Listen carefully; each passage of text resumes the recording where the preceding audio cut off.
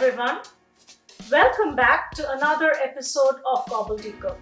Today, I bring to you the non-vegetarian version of a cult favorite street food snack of Calcutta, Ghugni. Ghugni is a thick curry made from boiled yellow peas or motor as they are called in Bengali, frequent by the addition of spices and tangy through the addition of tamarind water and lime juice. This, my friends, is a dish to die for. Addition of small bite-sized pieces of mutton takes this dish to an entirely new level. So, without wasting any more time, join me and let's get cooking. Rinse the motor or yellow peas thoroughly with water. Soak the motor in water for at least 12 hours. We soaked it overnight. The next day, strain and transfer the motor to a pan. Add 3 cups of water and salt to taste and set it to boil. Keep checking in between. Motor should be completely boiled but retain its shape. Take 200 grams of mutton. Cut into bite-sized pieces. Add the ingredients for the marinade. A tablespoon of onion paste, a teaspoon each of ginger and garlic paste, a teaspoon of freshly crushed black pepper, about 2 teaspoons of mustard oil, a tablespoon of lime juice, and salt to taste. Let us mix everything thoroughly. Cover and let the marinade rest for 15 minutes. Next, we will cook the mutton. Transfer the marinade to a pressure cooker. Add whole garam masala. Add 3 cups water. Pressure cook until mutton is tender. It took us 4 whistles, but this may vary.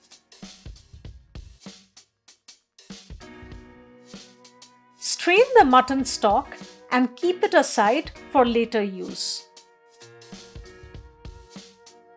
Let's now prepare a spice slurry. Mix together half teaspoon turmeric powder, 1 teaspoon coriander powder, 1 teaspoon cumin powder, half teaspoon red chili powder or to taste. Add a dash of water and mix. Spice slurry is ready. Okay, let's get this show on the road. Heat 2 tablespoons of mustard oil in a pan or kadhai until smoking hot. Add a teaspoon of ghee. Add some whole garam masala.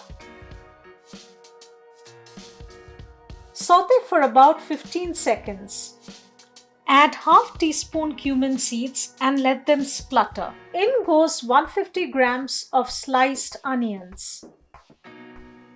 Add a teaspoon of Kashmiri chili powder. Fry onions on medium heat for 3 to 4 minutes. Add a medium-sized potato diced into small pieces. Fry potatoes on medium heat for 3 minutes. Ghugni wouldn't be ghugni without potatoes. Now we add a medium tomato diced into small pieces. Soften the tomatoes for about 4 minutes. Add the spice slurry that we made earlier. Fry for 3 minutes or until the smell of raw spices is gone.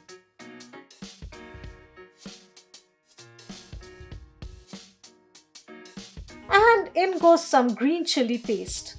Add 1.5 teaspoon each of ginger and garlic paste. Saute everything on medium heat until oil oozes out.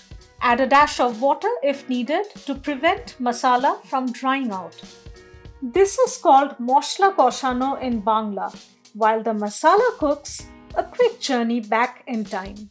Ghugni was first prepared in the eastern parts of India, in the states of Bengal, Bihar, Jharkhand, Assam, Tripura and Orissa. One theory is that Ghugni appeared at the same time as other chaat recipes in India during the reign of the Mughal Emperor Shah Jahan in the late 17th century. It is said that during this time, the waters of the Yamuna river got contaminated threatening an impending health crisis to the population. The emperor's doctors suggested the people of the Mughal capital Delhi to consume spicy and fried snacks as well as yogurt as a countermeasure, thus leading to the invention of the chaat, with ghugni being an East Indian variant.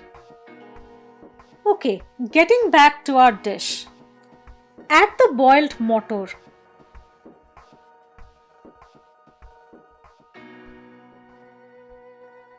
Add in the cooked mutton.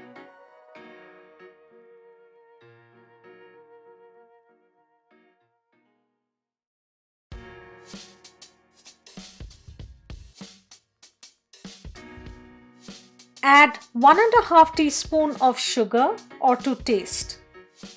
Now pour in the delicious mutton stock that we set aside.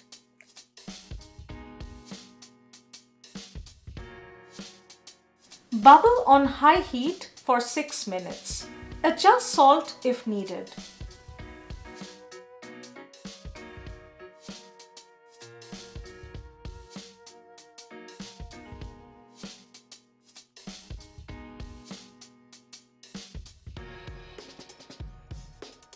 Cover and cook for the masalas to get thoroughly incorporated and the potatoes to get cooked.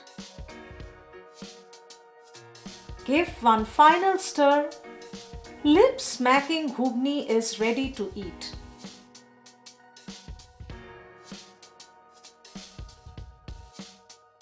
Time to assemble. Pour some ghugni in a serving bowl. Add tamarind juice or tetul jal, bhaja moshla, chopped onions and coriander. Enjoy the snack of your hard labor.